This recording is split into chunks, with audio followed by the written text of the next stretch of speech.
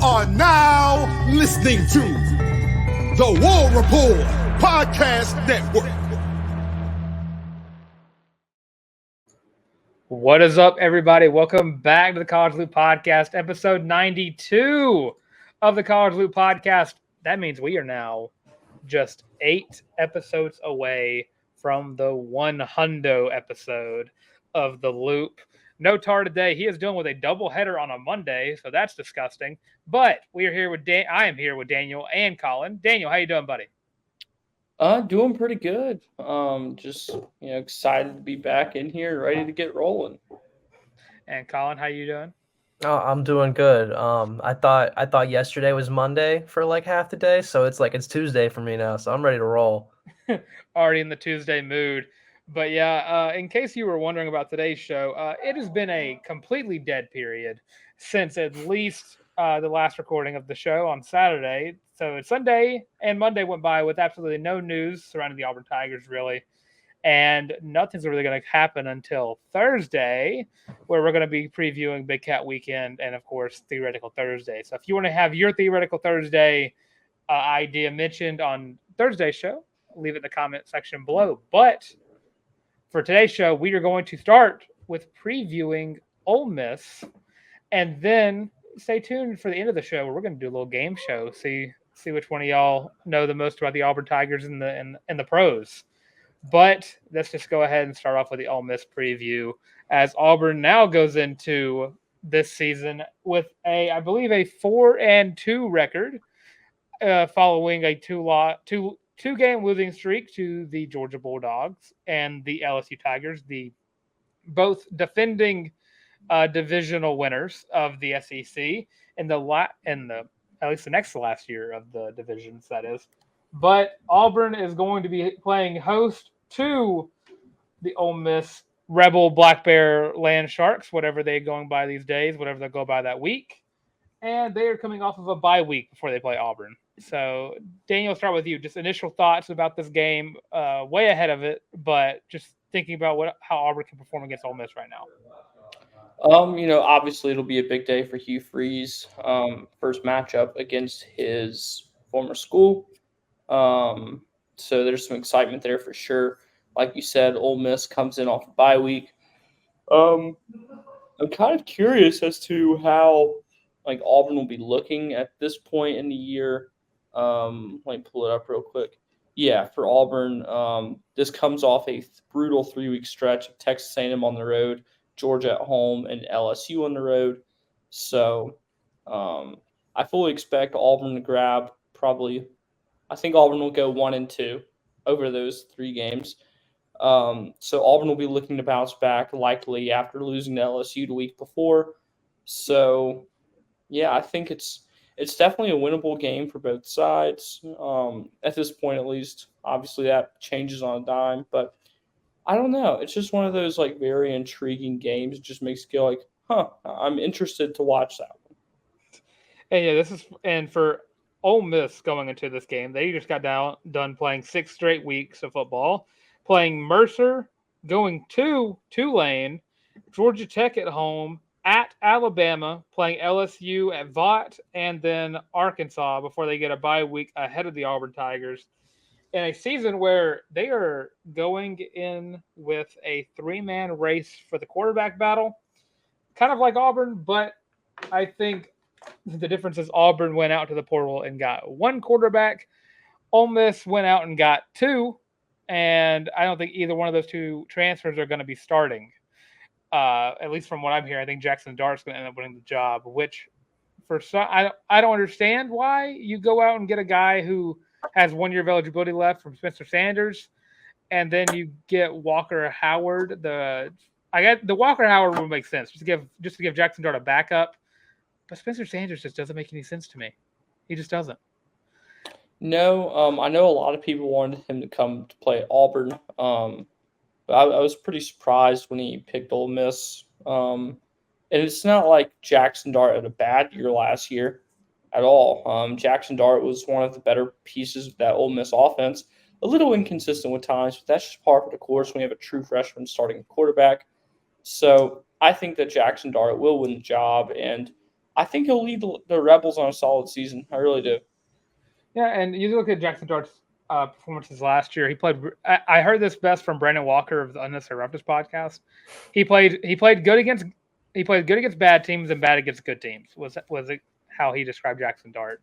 And I think that makes sense. I just don't think that he was very consistent, and I think it was kind of understanding and the Ole Miss offense that Quinshon Judkins, who is going to be your player to watch against this playing Ole Miss, was the guy who led the charge against every team, and they really didn't need to pass the ball. And I'm not real sure. I'm trying to remember who exactly was their wide receiver last year that caused trouble.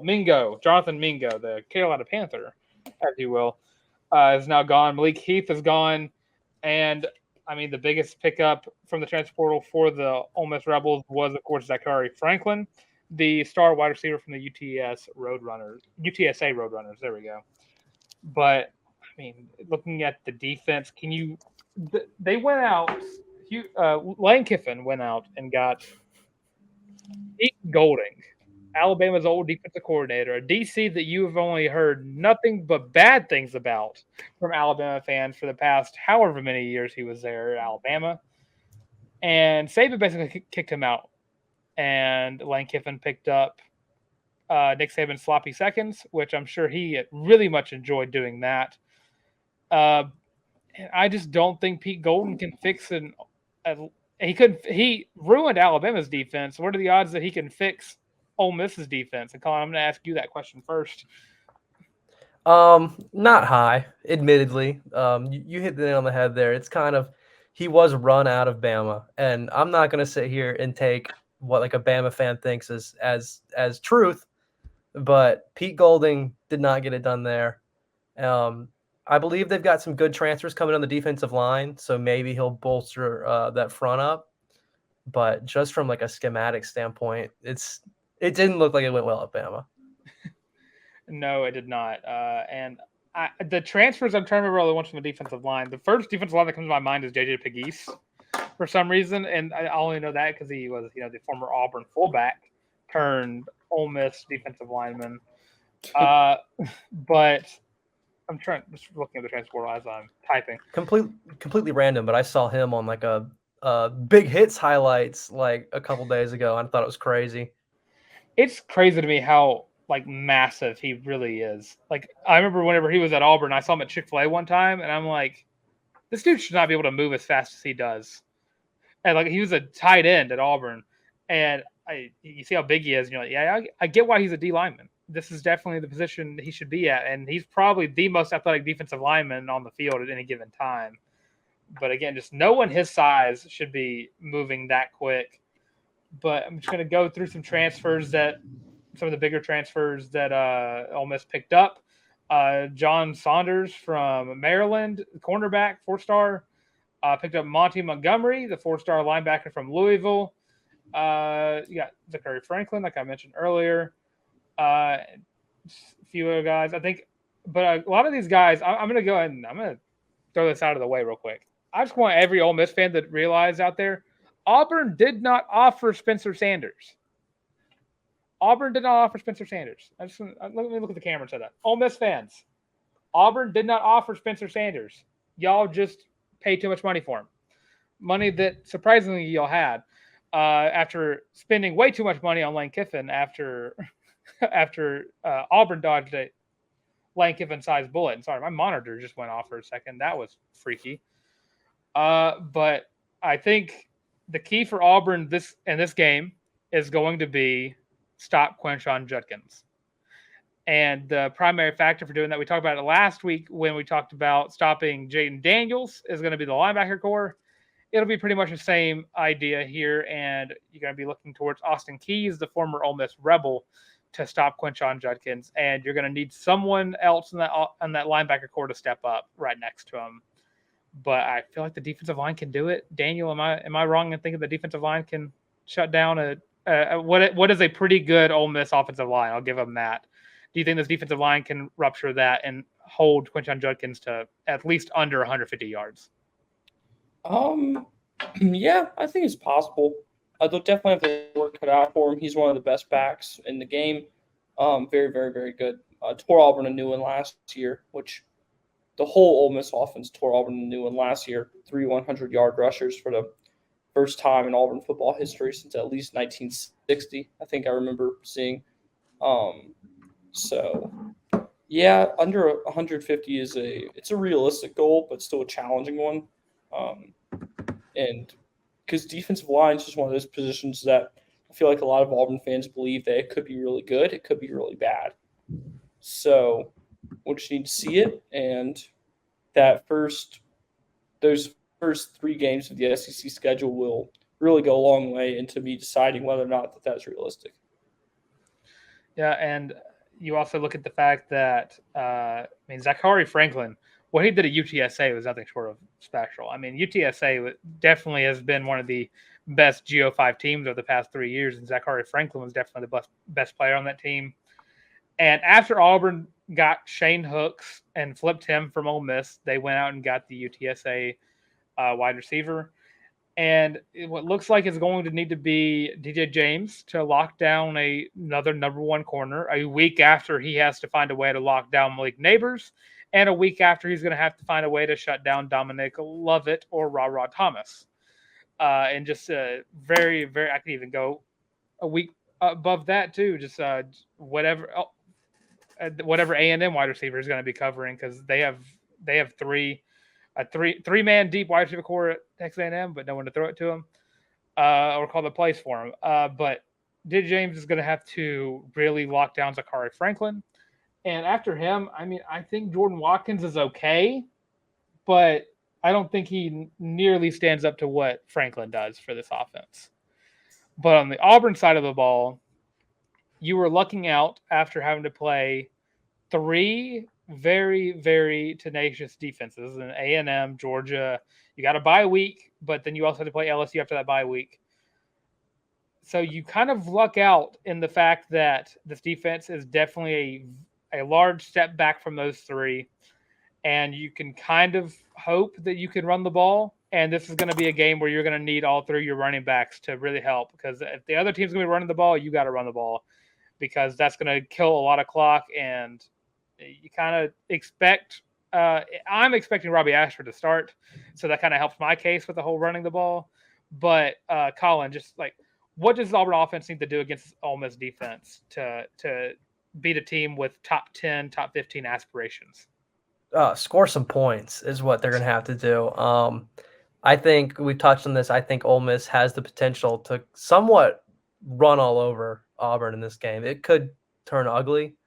And so it's just going to be keeping up with that, taking advantage of this Pete Golding-led Ole Miss defense that we don't know anything about yet, but taking advantage of this down Ole Miss defense, and just after all these weeks of getting punished by LSU and Georgia, just going and scoring points, taking the stuff you learned against the other iron sharpens iron, and take it away. And you also look at the defenses led by Pete Golding, and starting off the 2010s with Alabama having Kirby Smart and Jeremy Pruitt, who is a funny name to mention nowadays. Alabama was known for their aggressive pass breaking, interception getting corners. But as the years have progressed, and Pete Golding has definitely led the charge in this as the defensive coordinator, Alabama's pass coverage has taken a severe hit, and how it has been one of their weakest parts of their defense over the past few years. And now you go into a team with significantly less talent at the defensive back position than Alabama has, and you expect Pete Golding to immediately fix those issues. Is there a chance, Daniel, that Auburn can find a way, no matter who starts a quarterback, to throw the ball all over a Ole Miss defense? Yeah, I definitely think there is. And the thing is, like, the Alabama defense was in a pretty good shape when Pete Golding took over. The Ole Miss defense is not. And just seeing how far down Pete Golding took the Alabama defense makes me really wonder if he's capable of building one anywhere, like at this level. So I think that the Ole Miss secondary is going to be pretty bad. And I think that will allow Peyton Thorne or Robbie Ashford or Holden Garner or Hank Brown or a walk-on, if it comes to that, to You bring up offensive Sawyer Pate. success. Yeah. Bring in Sawyer. Yeah, that really helps Auburn. Again, stole Shane Hooks from Ole Miss, got Nick Mardner from Cincinnati, kept Camden Brown on roster. You got hopefully a healthy Jair Shorter by this time from North Texas. I know he's dealing with some injuries right now. He's not really I don't know if he's going to be a real factor at the early parts of the fall camp, but hopefully he'll be back around the time the season begins, because he's going to be a guy that whoever starts a quarterback is going to really look to down the field. But yeah, I just don't think Ole Miss right now, I think, is predicted to finish. It's either third or fourth in the West, and I think the media predicted them fourth because for some reason people buy into A&M hype that I still don't understand what they're smoking to predict A&M to be back every year, and it's got to be sad. But yeah, Colin, I'm gonna start with you. Prediction for Auburn Ole Miss? Oh, okay. So I think Ole Miss comes to Jordan-Hare, and I think unfortunately they beat the Auburn Tigers here. I think this is the team that you want to compare yourself to this season. I think if you get a win here, this is a great season for Hugh Freeze. I think that this team's just getting a little more disrespect than they should be in Ole Miss. I think they'll probably finish third in the West. I think they'll beat us here 41-29. A little fun score there. 41-29 in the Ole Miss Rebel Black Bear Land Shark favored there, Colin? Yeah. Oof. Well, Daniel, what's your prediction for this game? Unfortunately, I think I'm going to have to repeat kind of what Colin said. I think that Ole Miss does take the win against Hugh Freeze. Score, that's kind of tough. I think that I just have a feeling that it's going to look a lot like the 2019 meeting between these two teams. I think both teams are going to struggle. So I'm going to go with a 2017 final score. All right, I just want everyone to know that since I've been alive, since 2000, I have only ever seen the Ole Miss Rebels take down my Auburn Tigers 1, 2, 3, 4, 5 times in my lifetime. And I have not seen them beat Auburn at home since 2015. So I'm going to rock with my Auburn Tigers, who have been known to take down the Ole Miss Rebels time and time again. 35-11 all-time record against Ole Miss Rebels. And I refuse to believe that Auburn ever loses more than one game in a row against the Ole Miss Rebels. I think it's going to be close. I think it's going to be high scoring. But I'm going to go Auburn here. I'm going to give it a nice little 41-38. Let's give an Alex McPherson game-winning field goal. How about that? Okay. I can get behind McPherson. I believe a lot of people can. But yeah, so I guess in my world, Auburn is now 5-2. And y'all, it's I believe now 4-3. Nice little 4-3 start to the season. Yeah. So let's hope that Auburn gets back on an upward streak for y'all, at least next week when we cover Auburn versus Mississippi State, a home game. Yet another home game versus the Mississippi team. So Auburn is 5-2. For me, I will get Tarr's opinion on this, so we see who's on the same page here. That way, we can have at least 50-50 shots on Auburn having a better record than 4-3. I have beef with that team in Oxford, so I refuse. But in news, KJ Bolden, who has already announced his commitment date, has announced what time he'll be committing. KJ Bolden will be announcing on August 5th at 6:30 p.m. Central Standard Time, 7:30 for all you Eastern folk. And that is going to be on the On3 YouTube channel.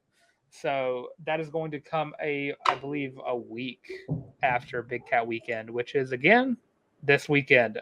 So KJ Bolden is going to take his last collegiate visit on July 26th to Auburn, Alabama, and then he's going to sit for a week, let it sit in, and then he's going to make his decision. And I think it's between, I think Florida State is the team that's up there. Auburn and Georgia are the teams I've heard about. And I think Alabama's in there as well, but I think it's like really just those three that I've been hearing the most about.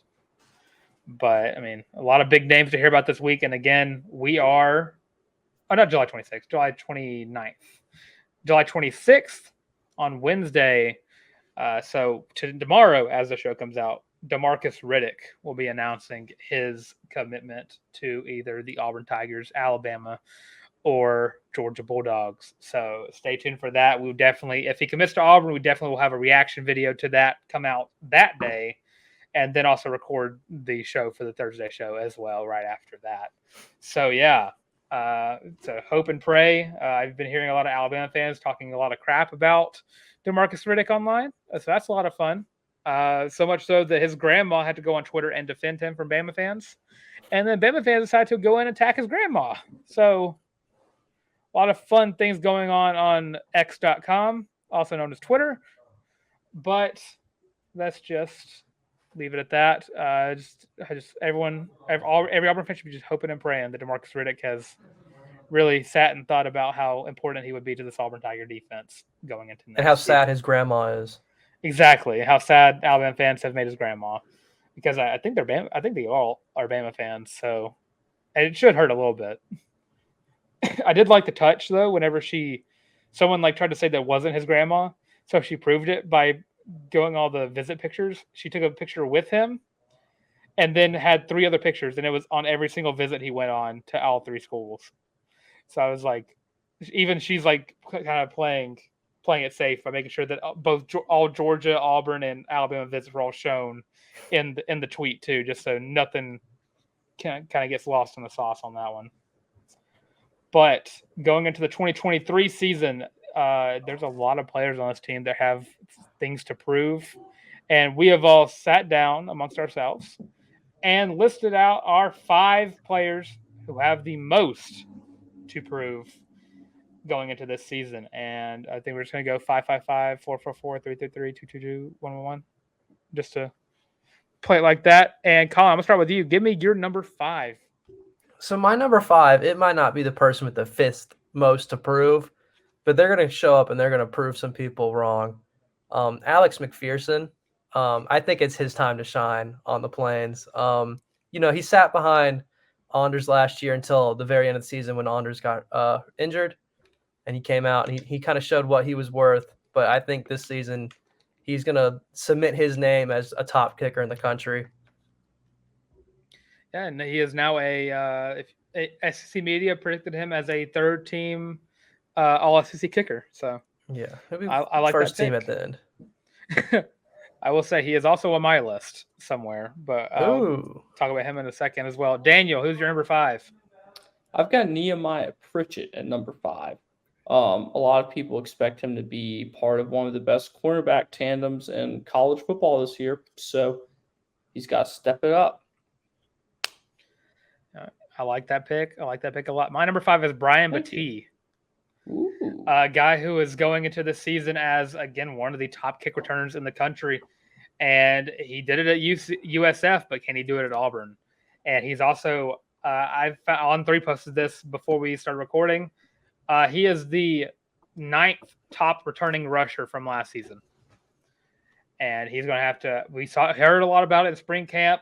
Going to have to see it whenever he starts playing some SEC opponents. But it does beg the question, does Brian Battie fix Auburn's woes at returning?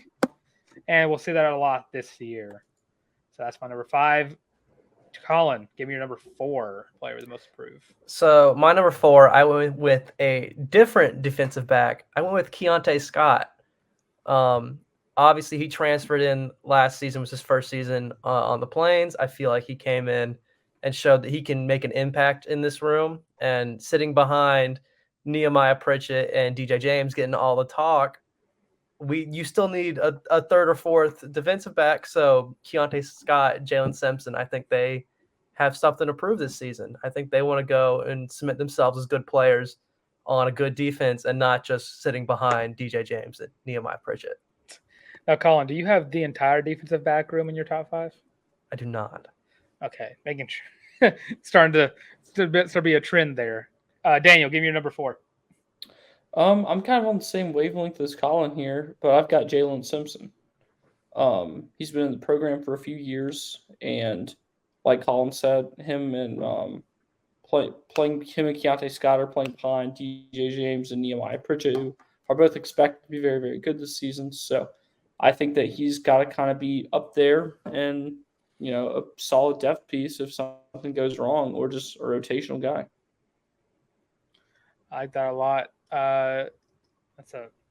In his first year playing safety for a full year too as well. My number 4, I'm gonna go Nehemiah Pritchett in my number 4.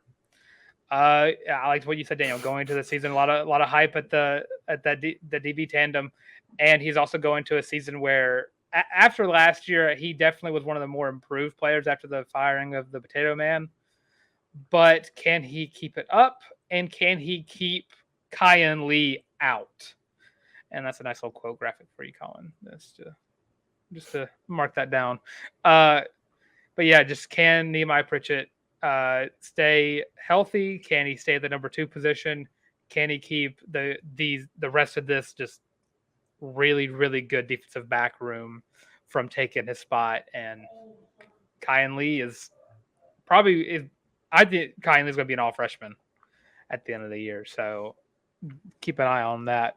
All right, Colin, give me your number 3 player. So this is someone that we have already touched on, but I got Brian Boutte. Obviously, just coming and transferring, you got to find your spot on this team. Obviously, it's going to be returning, but as Hugh Freeze mentioned at SEC Media Day, he's seeing a lot that he likes out of Boutte. Not just returning, but in actual running the ball. He thought he was too small. Boutte's proven him wrong. So go and prove anyone else wrong he can. Like it. Daniel, give me number 3. Yeah, I'm going with Damari Alston here.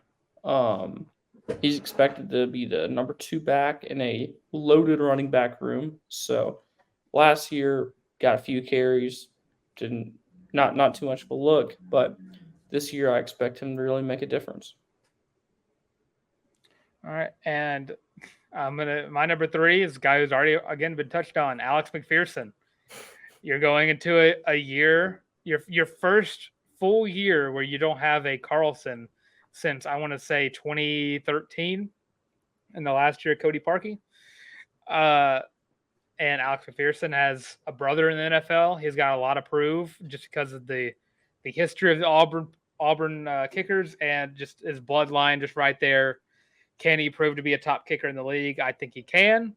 And, I mean, dude has a freaking cannon of a leg on him. And he also has a lot of proof because he's wearing Daniel Carlson's number as well. So that also adds to that factor. All right. Colin, give me your number 2. So my number 2, someone that has not been said, I promise. Camden Brown. Camden Brown, he was our big freshman wide receiver last year. Played in 12 games, had a touchdown, didn't have a whole lot. It was his freshman year. I want to see a big jump his sophomore season to be like a factor in this offense. Yeah, I surprisingly do not have a wide receiver on my list. That surprised me a little bit. Daniel, who's your number 2? I've got Jarquez Hunter on here, a guy who is, going to be the number 1 guy in his respective position for the first time. He's got some other things to overcome now as well, which just kind of adds to this. Like, he's really got to show up and have a big year. I like that, and plus all the drama surrounding him as well. You don't really know if he's going to even play week 1 at least. But my number 2, going back to the defense, I'm going to go Robert Woodyard. We've been hearing nothing but good things about Austin Keys in the spring camp, and that's the only linebacker we've been hearing about. Robert Woodyard has been kind of silent. He's been decent in the spring camp, but Auburn desperately needs a number 2 linebacker. and no one else has really been stepping up. It's Robert Woodard's time to shine. Show us why Alabama wanted you so bad and why they were so upset, why we flipped you. So I'm going to need Robert Woodard to really step up and prove that he can be a top linebacker in this league on the Auburn Tigers. All right, Colin, who is the one player who has the most approved to you this season? Okay. I'm wondering if we all have the same number one. Because it is a player that none of us have said, and I feel like it is insanely obvious. Robbie Ashford. This is his team. That's all I'm saying. I think Robbie needs to come into this season.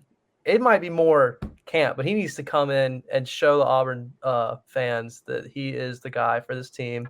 Not Peyton Thorne, not anyone else they want to bring in. He's got to show that it's his team. And that is on him. That's not on the guys coming in. It's on him as the starter last year to prove. I like it. I like it a lot. Daniel, who's your number one player with most to prove in 2023? Oddly enough, I have Robbie Ashford. He's got a lot to prove. He's got to prove that he hasn't been passed by, that this is still his spot, still his team, still his offense. And, excuse me, long day. I just feel like he's got a lot to do to kind of keep that job. So we'll see if he can do it. Yeah, that is crazy because mine is also Robbie Ashford, who I think has the most to prove in 2023. A guy who, again, I've been nothing but a truther for since I want to say A-Day of 2021, 2022 A-Day. There we go, where he was the best player best quarterback on the field at any given time, and I've been nothing but supportive of Robbie Ashford and that he can get back to full health and he can be developed by Hugh Freeze and Philip Montgomery and Austin Kent. It's a guy that I think quarterback play style wise that we've seen the most success out of Hugh Freeze quarterbacks and Philip Montgomery quarterbacks, of course, from. So I mean, I'm not really surprised that Robbie Ashford is the number one on all of our lists. I was kind of expecting at least one Peyton Thorne, but I like the full swing of Robbie Ashford because I mean there's some betting odds out there that saying Robbie Ashford is the favorite to start. I like that a lot. I don't know if I'd bet on it, but I like that there's still hope out there for Robbie Ashford because he's a guy who I think if he develops well, he is going to turn into a very, very great quarterback for the Auburn Tigers. Podcast full of Robbie truthers. Things you love to hear. Robbie Ashford truthers everywhere. And a guy who is he's hard on himself too. We've heard it all over his Twitter. He hates people that doubt him. And he tells them to keep doubting and he'll prove them wrong. So hopefully Robbie can do that. But we are now going to start our little game show segment that we are all so excited to start just because it's going to be fun and it's going to be about Madden. The Madden Ratings just came out not too long ago and it's a dead period. So I thought, why not just do something a little fun as the show comes down to an end?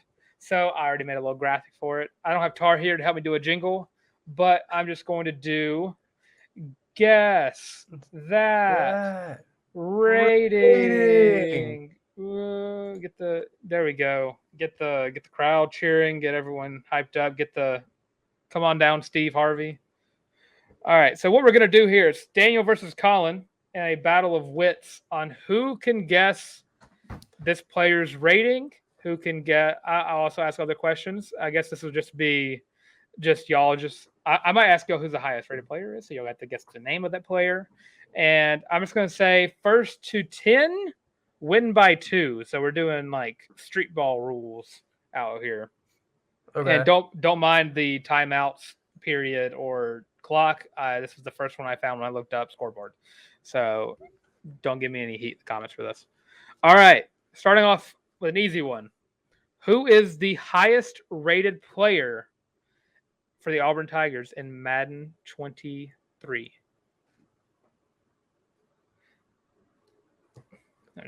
It's going to be real. It's not going to be good for the audio version because it's going to be silence. So I'll fill that in just by saying, just who's the highest rated player for the Auburn Tigers in Madden 23? Dude, I just dropped my pen. He's stalling. He's looking at his... All right. Y'all got your answers? Almost. Yes. All right. Hold on. Just give Daniel... All right, I'm ready. All right. Colin. So I've got Davis, Carlton Davis. Daniel? I've got Daniel Carlson. All right. So first round, no one gets a point. It was neither one of them. It is Jamel Dean. I had that written down and I erased it because I was thinking Bucks corners. Hey, you were almost there. All right. So with that, I'm just going to go ahead and say Jamel Dean is the highest rated player with an 85 overall. So give y'all a little gauge on that. All right. I guess my second question is going to be, who is the lowest rated Tiger in Madden 23? Do they have the rookie class in there? They do have the rookie class in there. The rookie class has all been graded, except only the draftees. Only the draftees. So no Shedrick, no John Samuel Schenker, no Killian Zaire, and no Brandon Council. If you can't tell, I know all those names because I made the graphics for those, so I know exactly who got signed. I probably can guess their teams too. I think Brandon Council got signed to the Jets, Schenker to the Raiders. Let's see, Shedrick went to the Bengals. Where did Killian go? Where did he go to the Vikings? I think he went to the Vikings. Let's go. Did y'all have your answers? Yes. Yeah. Regrettably. Daniel, what's your answer? Anders Carlson. Anders Carlson. I had the same thing. I had Carlson. All right. No one gets a point for this round. It is Prince Tega Wango with the lowest rating of a 61 overall. So there you go. Those two questions are there to help y'all kind of gauge where you're guessing from. So yeah, because they were not there for us to get points. Yeah. And I only did the 61 for Prince Tega because Josh Harris, I'm showing respect to him because he's a 99 in my heart. He's a 43 overall because he's a long snapper, but I'm showing love to the long snappers before anyone calls me out on that. So show some love to the 4-time Pro Bowler. All right. Now we're going to go to the rookie round where y'all going to guess the ratings of the 5 rookies that got drafted this past draft. All right. Let's start off with, you know what? Y'all love the Carlson brothers so much. Where does Anders Carlson rated in Madden 23? Taken by the Green Bay Packers in, I believe, the 5th round. Oh, you're throwing it up already? I didn't even. So we got a 64 from Daniel. That's locked in. We got a 73 from Colin. Should I do it by who's closest? Yes. Yeah. So your math skills are going to be brought into question. Colin, you get a point. Damn. He's a 69 overall. So you were just 4 points away to Daniel's 5 points. So very close. I mean, y'all averaged out pretty well for that. Yeah. I was writing that number down during practice. Next rookie. Next rookie. Let's go with let's stay in Green Bay for a second. Colby Wooden. What is Colby Wooden rated in Madden 23? What's the last Madden that you've purchased, Daniel Locke? 23. Okay, so I don't think I've had one since 21. I was just wondering. You pre-ordered 23? No, sorry, 22. My fault. My last Madden was I think it was Madden 20, or no, it was Madden 22. I bought it. No, Madden 23 is out. Madden 24 20 because it comes out a year ahead. So 24 is the one's coming out. Oh, 24. So sorry, the year's throwing me off. Season 24, game 20. Season 23, game 24. Ugh. Yep. All right. You got your answers for Colby Wooden? Yes. Throw them up. Oh. Daniel gets the point. He was a 66 overall player in Madden 24. All right, now let's kick it up a notch. Let's go with the fastest linebacker in Madden 24 with a 93 speed rating, Owen Papo of the Arizona Cardinals. What is the Freak's Madden rating going into his rookie season? And I got to be honest with you, Tarr would not be a fan of this rating. Would not be a fan at all. And that's not a hint because if it's lower than 99, Tarr would be upset about it. So let that be known. I've got mine. You got yours, Daniel? Yep. 72. Oh, I had that written down. I changed it to 71. Well, you did a good idea, Colin, because he is a 66 overall, so that puts you just there in terms of getting close. All right, last two rookies. All right, let's do the first rookie from the Tigers off the board, Derek Hall. Taken in the second round of the 2023 NFL Draft to the Seattle Seahawks. First Tiger off the board. What is he ranked in Madden 24? All right. Give me 74. 76. He is a 70 overall. So Daniel gets the point for just barely being under Colin. So what all right, and done could have been 75. Just chalk that one. Yeah, probably. Or y'all do paper rock scissors for it, and or I just say you both wrong and you just pick again. You could give it the Price is Right answer, and the person that goes over loses, just to speed it up. I could do that. So but y'all were severely going over every time. Just no one wins. We'll figure it out. Last rookie, Tank Bigsby. I think we might do first to five straight up, just so we're not going over an hour for this. Okay. I'll take that. We could have done like best of 10. I'll do 7 so we can get out of the rookies. I need to rewrite. My markers died. Oh, no. All right. Tank Bigsby, the Jacksonville Jaguars pick out of, I think he was the 4th round selection. A guy who is currently showing out for their camps. What are your ratings for Tank Bigsby? That's a 68 70 overall. Oh, you probably beat me then. Y'all both went under, but Colin gets it because he's a 71 overall running back in Madden 24. All right, Not now bad. just going to do a little randomization here. All right, let's go at the quarterback position. The hopeful new starter of the Denver Broncos. What is Jarrett Stidham's rating in Madden 24? A guy who kind of came in and showed out a little bit for the Raiders when he played. Hopeful future for the Broncos. Broncos country, let's ride for Jarrett Stidham. What is the former Auburn quarterback rated? Got 64 overall. I gave him a 69 overall. Well, y'all both went over, but he's a 62 overall in Madden 24. Sir. So Daniel gets the point. It's going neck and neck all the way up. All right, let's go from the high end here. Let's see. What is Daniel Carlson's rating in Madden 24? The kicker for the Las Vegas Raiders, Legatron himself, the greatest kicker to never win a Lou Groza Award, the number one all-time in SEC points.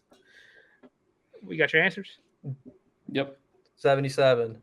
77. 82. We got 82. He is an 83 overall, so Daniel takes the lead.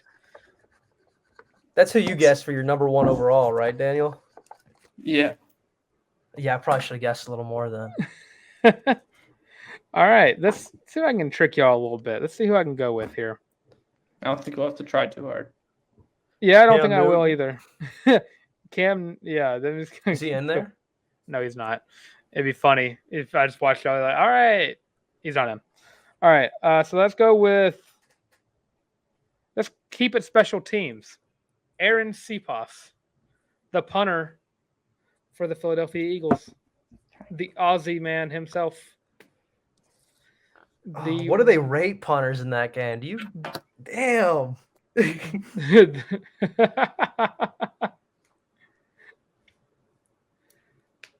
All right. Gotcha. All right. Turn your boards. 77. 75. All right. Colin gets that 71 overall for Aaron Cepas. Yeah, they don't punt a Dang. lot in Philadelphia. All right. Let's see. Let's go down to. So y'all really liked Carlton Davis for y'all. Wait, so is it official? We have to win by 2 going to 5? We're going to 7. Okay. Straight up. 7 straight up. Straight up 7. I got you. We in a race. You know, we talked about Brian Battia a lot earlier, talking about kick returners, and the last guy take a ball back to the crib on a kick return was Noah Igbinoghene. So, what is the Miami Dolphins corner Noah Igbinoghene's rated in Madden 24?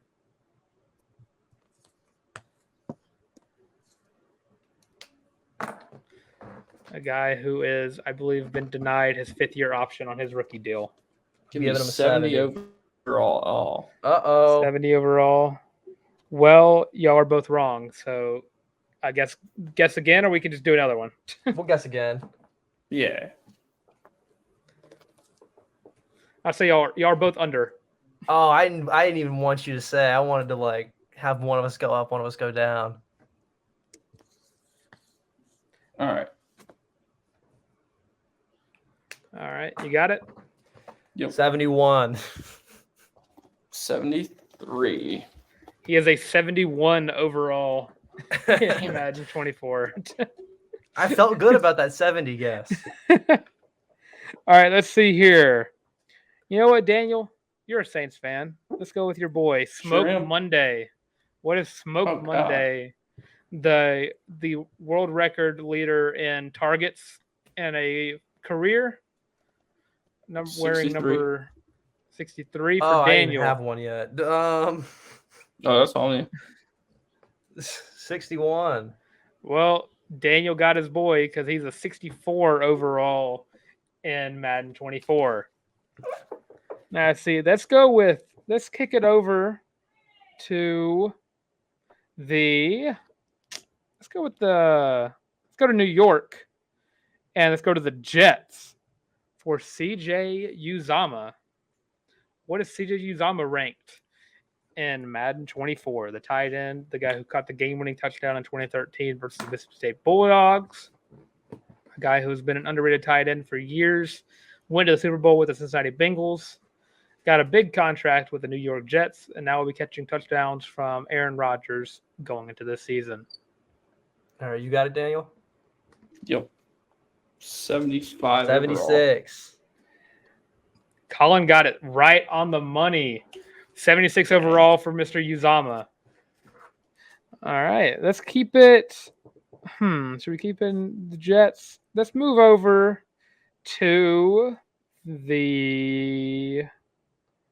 say the Browns for Anthony Schwartz. The Flash himself, the guy who claims to be able to beat Tyreek Hill in a race straight up. The fastest man to play for the Auburn Tigers in a hot minute. I'm trying to remember his 40 time. I think his 40 time was like 4.3 something. Something along those lines. Y'all got him? I got it.